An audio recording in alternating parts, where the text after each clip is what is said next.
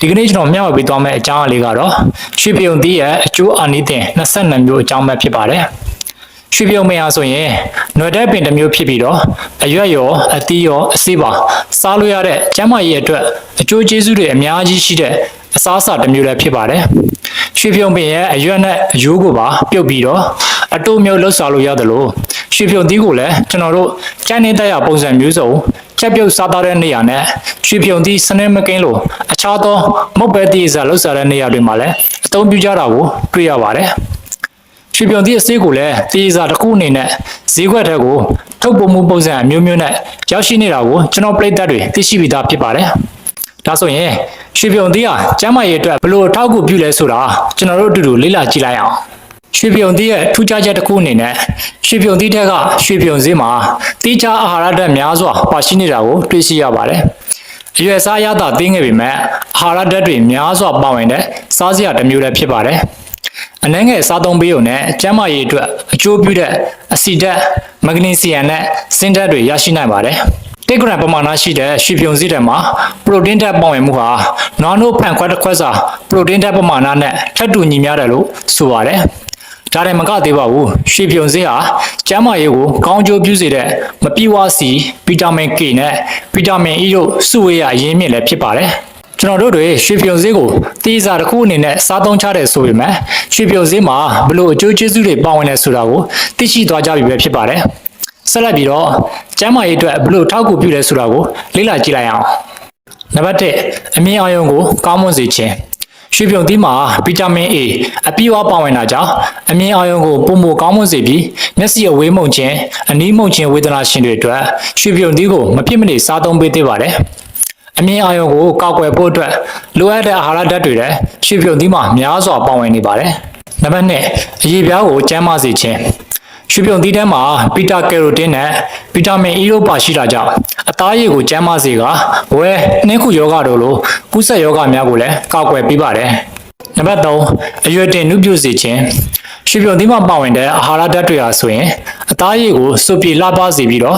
အရွယ်တင်နုပြုစေတဲ့အစွမ်းတတ္တိတွေလည်းပေးစွမ်းတယ်လို့သိရှိရပါတယ်။နံပါတ်4တုပ်ပိုးအရည်သွေးကိုတိုးတက်စေခြင်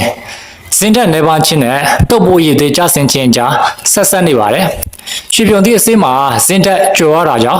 ်တုပ်ပိုးများကိုအားဖြည့်ပေးနိုင်ပါတယ်။ဒါအပြင်ရွှေပြုံသီးအစေးမှာပါဝင်တဲ့ဓာတ်တိုးဆက်ကျင်ပစ္စည်းများနဲ့အာဟာရဓာတ်များဟာဟော်မုန်းပမာဏကိုမြင့်တက်စေနိုင်တဲ့အတွက်ကာမအားကိုလည်းတိုးပွားစေပါတယ်။နံပါတ်5ကြောက်ကဲ့ရဲ့စွမ်းဆောင်ရည်ကိုတိုးတက်စေခြင်း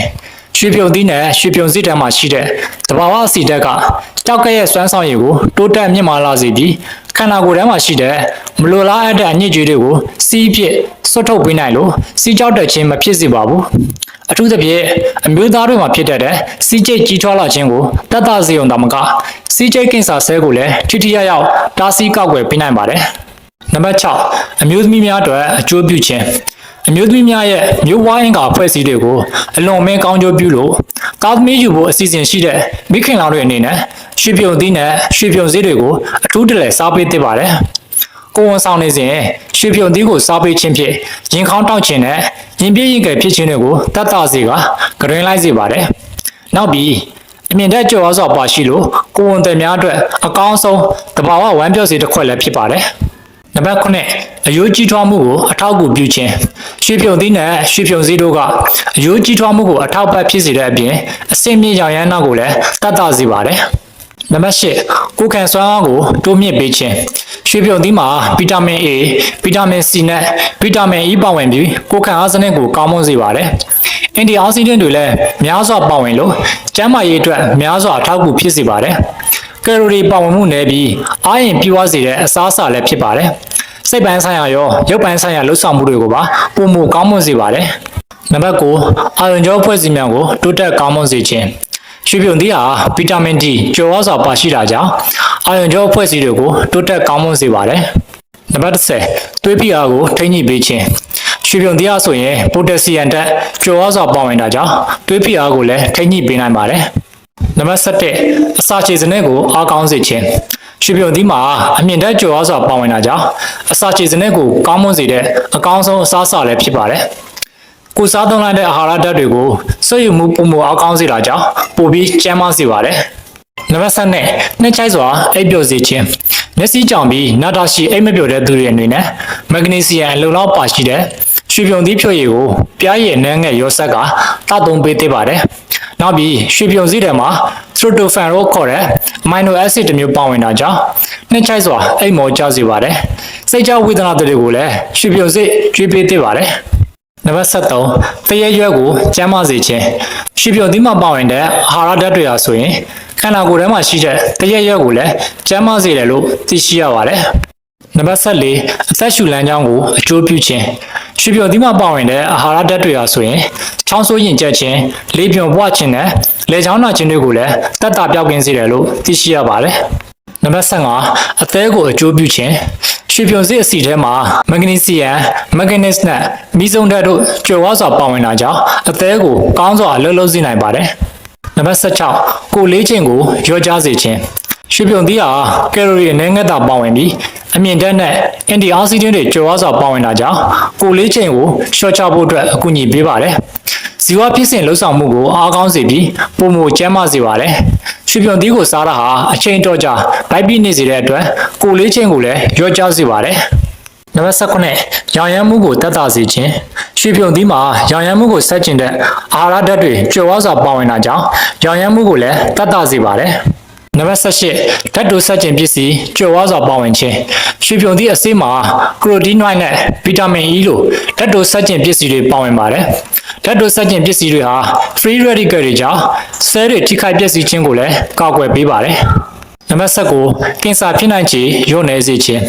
ရွှေပြုံသီးအဆေးကိုပုံမှန်စားသုံးခြင်းအပြင်အစာအိမ်ရင်သားအဆုပ်စီးကျိတ်နဲ့ဥမကြီးကင်ဆာတွေကိုဖြစ်နိုင်ခြေကိုလည်းလျော့နည်းစေတယ်လို့ဆိုပါတယ်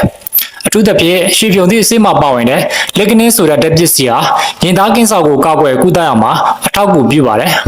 နံပါတ်20စီးကျိတ်နဲ့စီးအိမ်ကိုအထောက်အကူပြုခြင်းရွှေပြုံသီးအဆေးစားခြင်းဟာစီးကျိတ်ရောင်ခြင်းကိုတတ်တာစေပါတယ်စီးအိမ်အလွန်ကျော်လှုပ်လှုပ်ပြီးမကြာခဏစီးသွားခြင်းတဲ့ပြဿနာကိုလည်းတတ်တာစေပါတယ်စီးအိမ်ပြဿနာရှိသူတွေမှာတစ်နေ့ကိုရွှေပြုံသီးစိတ်10 ဂရမ်စားပေးခြင်းအပြင်စီးအိမ်အလွန်ကျော်လှုပ်လှုပ်ခြင်းကိုလျော့ပါတတ်တာစေတယ်လို့ဆိုပါတယ်နံပါတ်21နှလုံးကျန်းမာရေးကိုကောင်းမွန်စေခြင်းရွှေပြုံသီးဆေးမှာဓာတ်တိုဆက်ကျင်ပစ္စည်းများမက်ဂနီဆီယမ်ဇင်းနဲ့ဖက်တီအက်ဆစ်တွေပါဝင်ပါတယ်အဆိုပါအာဟာရဓာတ်တွေဟာနှလုံးကျန်းမာရေးအတွက်အထောက်အကူပြုပါတယ်ဒါအပြင်သုတေသနတွေအရရွှေပြုံသီးအဆေးစားခြင်းဟာနှလုံးရောဂါရဲ့အကြောင်းရင်းခံနှစ်ချက်ဖြစ်တဲ့သွေးတိုးခြင်းနဲ့ကိုလက်စထရောမြင့်မာခြင်းကိုလည်းသက်သာစေတယ်လို့သိရပါတယ်နံပါတ်22ကလေးများအတွက်အာဟာရဓာတ်ပေးစွမ်းနိုင်ခြင်း